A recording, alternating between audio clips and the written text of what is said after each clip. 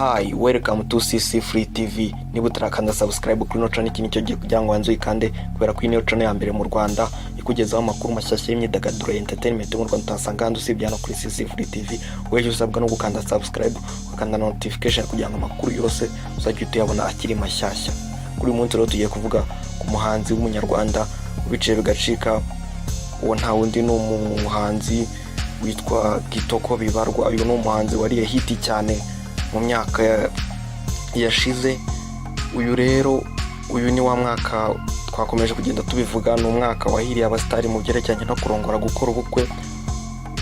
Abastari benshi bakomeje kugenda bakora ubukwe, ntago twiruka tubagarukaho ba Clarissa, ba Meddy, ba Platini, ba Kimenyi Yves, mu banyamakuru ba Gerard Mbabazi, ba Chita Magic.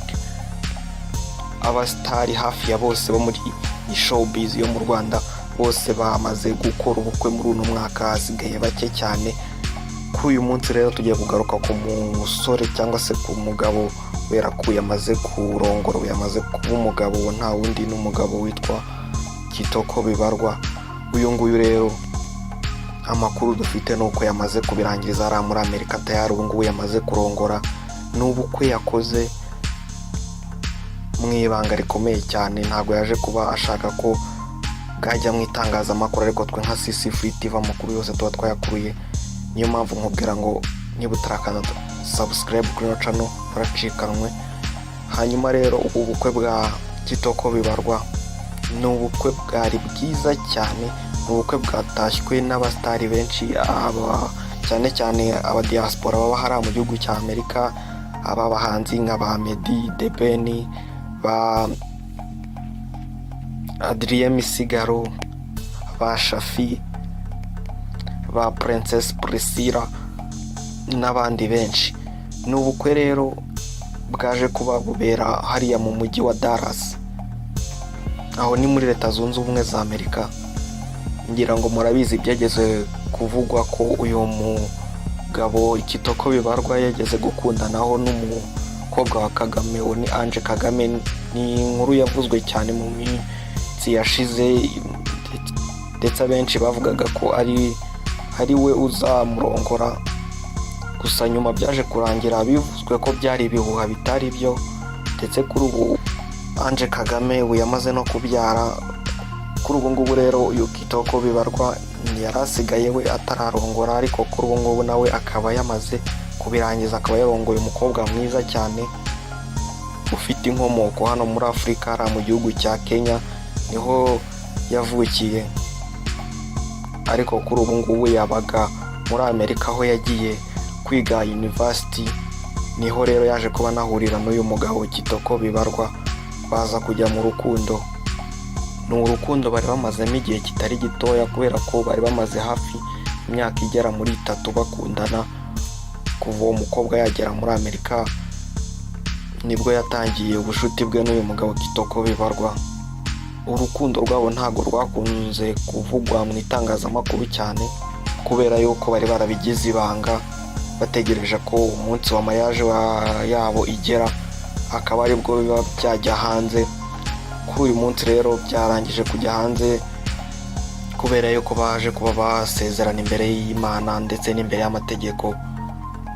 Nkwibutsa rero utarakanda subscribe kuri no channel warasigaye, kubera ko ino channel ya mbere kugezaho amakuru mashyashya y'imyidagaduro utasanga handi usibye hano kuri CC Free TV. Wowe icyo usabwa no gukanda subscribe ndetse ugakanda na notification kugira ngo amakuru yose tukugezaho uzajye uyabona 5 kuri 5. Ubukwe rero bwa Kitoko Bibarwa bwari burimo udushya twinshi, aho baje kuba bashyiramo indirimbo barabyina, yaririmbwe n'abahanzi bamwe muri abo nababwiye.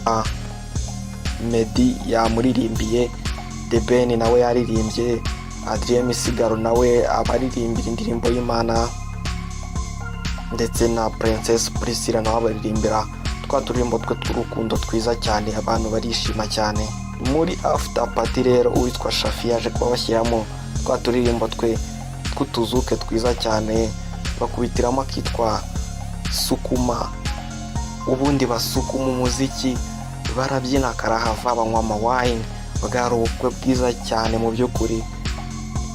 Ni ubukwe rero bwatwaye amafaranga atari make cyane, ni ubukwe bwatwaye amafaranga menshi, kuko urebye nk'imyambaro bari bambaye ni imyambaro ihenze cyane. Uhereye nko ku ikote Kitoko yari yambaye, ni ikote rigura amadolari 800. ngira ngo murabyumva ko mu manyarwanda ari hafi ibihumbi 800 n'ubundi by'amafaranga y'u Rwanda.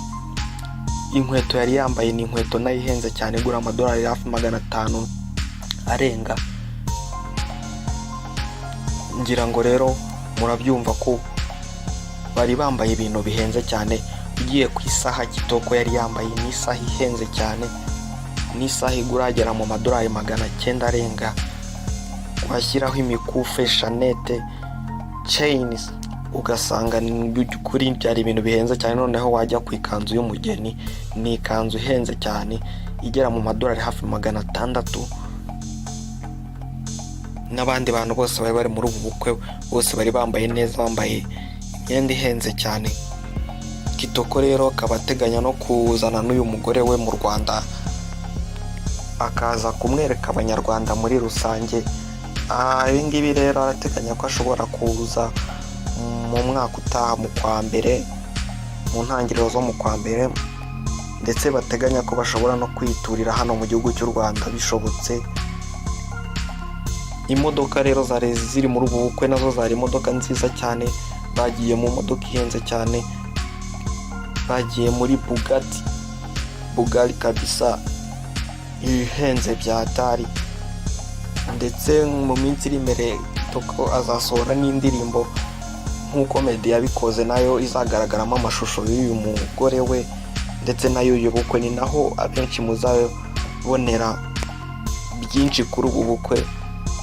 Iyo ndirimbo rero ateganyije ko ishobora gusohoka mu mpera z'uku kwa 12. Nkwibutsa aho utarakanda subscribe, iki nicyo gihe kugira ngo banze uyikande, kubera ko niyo channel ya mbere kugezaho amakuru y'imyidagaduro entertainment utasanga dusibye hano kuri CC Free TV. Bityo usabwa no gukanda subscribe ndetse ugakanda notification kugira ngo uzajye yabona aya makuru tukugezaho akiri mashyashya tukiyashyiraho ako kanya. Uyu musore wacu rero Kitoko bibarwa, cyangwa se uyu mugabo, kubera ko yamaze kuba yambika ndetse akanambikwa impeta, tumubwira tuti felicitation. Nawe ubu akaba yamaze kujya mu cyiciro cy'abagabo nkatwe, tumubwira tuti welcome. Nge wumvaga rero nari Kalisa CC Free TV.